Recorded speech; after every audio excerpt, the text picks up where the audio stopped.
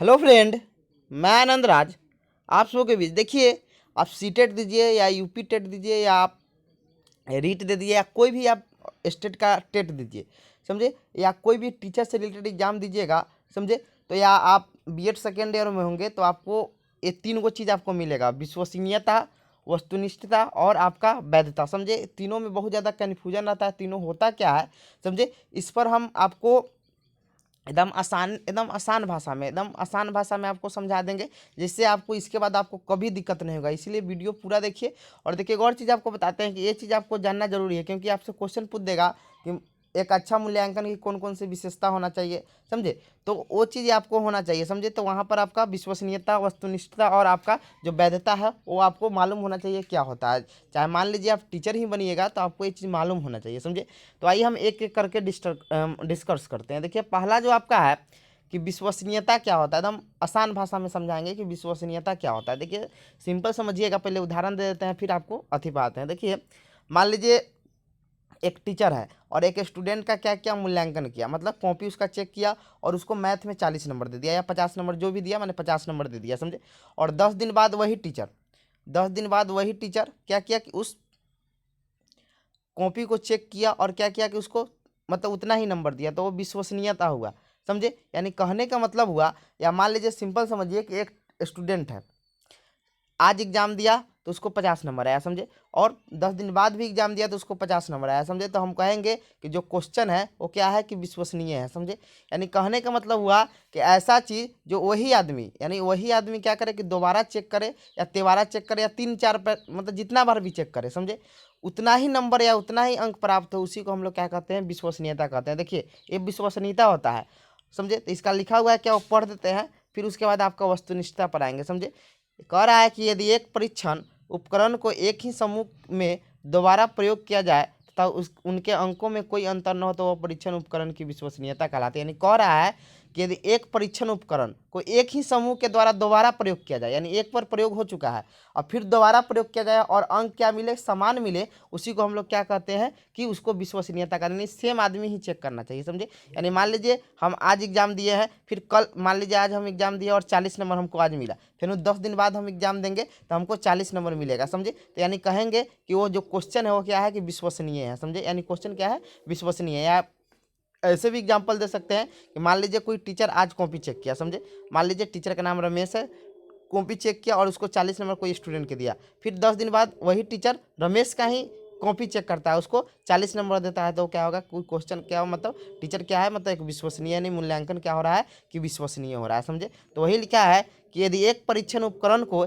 एक ही समूह में दोबारा प्रयोग किया जाए तब उसके अंकों में कोई अंतर न हो तो वह परीक्षण उपकरण की विश्वसनीयता कहलाती है, समझे। फिर लिखा है, जैसे यहाँ पर लिखा हुआ है, यहाँ पर देखिएगा, एकदम आज समझ जाइए, इसके बाद आपको कहूँ पढ़ने की जरूरत नहीं होगा, समझे।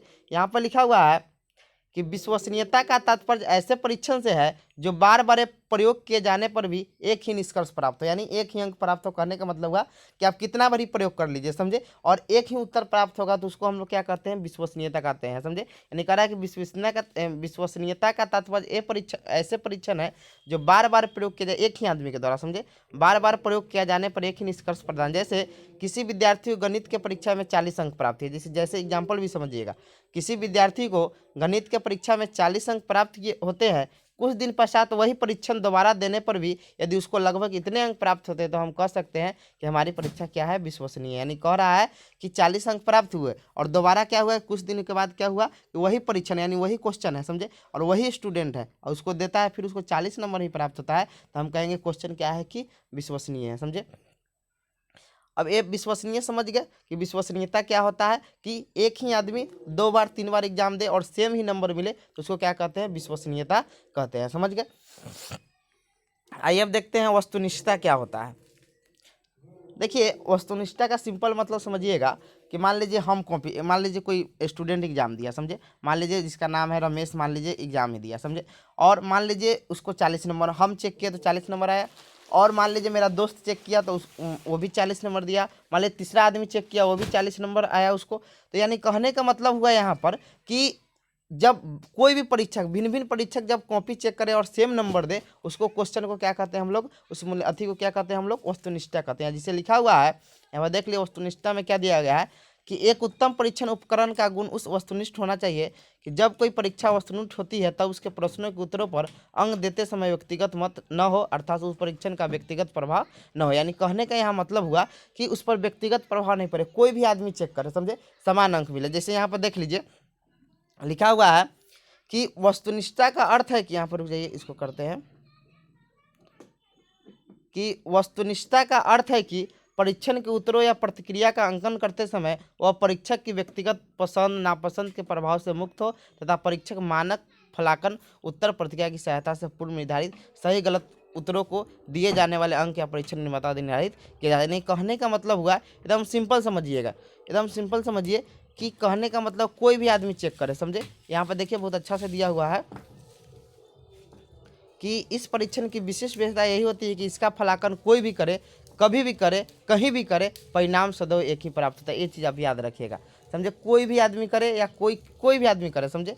यानी वस्तुनिष्ठता परीक्षण की सबसे विशिष्ट विशेषता यही होती है कि इसका फलाकन यानी नंबर कोई भी मतलब चढ़ाए तो कोई भी करे, यानी किसी भी आदमी के द्वारा किया जाए, कहीं भी करे और कोई भी मतलब कहीं से भी करा जाए, समझे, परिणाम हमेशा क्या होता है, सदैव एक ही प्राप्त होता है। यानी कहने का मतलब हुआ कि मान लीजिए राम एग्जाम दिया, समझे, राम एग्जाम दिया और मान लीजिए रमेश महेश ये सब क्या किया, उसका कॉपी चेक किया, दोनों ने सेम नंबर दिया, समझे, तो पूछेगा कैसा आती है, तो ये वस्तुनिष्ठता है। लेकिन वही कहेगा राम क्या है, एग्ज़ाम दिया और उसको 40 नंबर रमेश दिया, फिर 10 दिन के बाद राम एग्जाम दिया, फिर रमेश उसको 40 नंबर दिया, यानी सेम देगा तो वो क्या होगा कि आपका विश्वसनीयता होगा। यानी समझ गए, और वस्तुनिष्ठता समझ गए होंगे, इसमें कोई आपको दिक्कत नहीं होगा, समझे।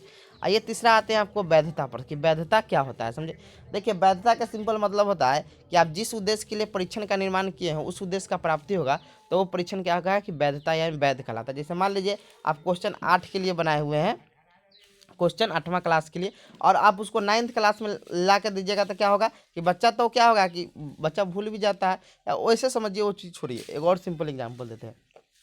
मान लीजिए कि वैधता का सिंपल मतलब कि 8वां क्लास का आप क्वेश्चन तैयारी किए हैं और उसको आप क्या कीजिएगा कि 7वां क्लास के बच्चा को दे दीजिएगा, तो वो क्वेश्चन क्या होगा, वैध नहीं होगा, क्योंकि वो आप उस उद्देश्य के लिए नहीं बनाए, आप तो उद्देश्य के लिए बनाए 8वां क्लास के लिए, लेकिन आप 7वां क्लास में दे दीजिएगा तो वो उद्देश्य नहीं होना चाहिए। आप जिस उद्देश्य के लिए बनाए हैं और उस उद्देश्य की जब प्राप्ति हो जाता है तब हम करते हैं, तब कहते हैं कि परीक्षण क्या है, वैध है। जैसे लिखा है यदि कोई परीक्षण उस गुण या मापन करता है जिसके लिए उसे बनाया गया है तो वह परीक्षण वैध कहलाता है। यानी कहने का यहाँ मतलब हुआ कि आप जिस उद्देश्य से बनाए हो उसको, और जब उस उद्देश्य की प्राप्ति हो जाता है तब हम कहते हैं क्या है कि वह परीक्षण क्या है, वैध है, समझिए। यानी कहने का मतलब हुआ कि आप 8वां क्लास के बनाए हैं क्वेश्चन, तो 8वां क्लास का मतलब वो परीक्षण होगा तब वो परीक्षण क्या होगा, वैध कहलाएगा, समझे। तो तीनों समझ गए होंगे कि आपका, फिर से हम रिपीट कर देते हैं कि विश्वसनीयता क्या होता है कि जब एक ही आदमी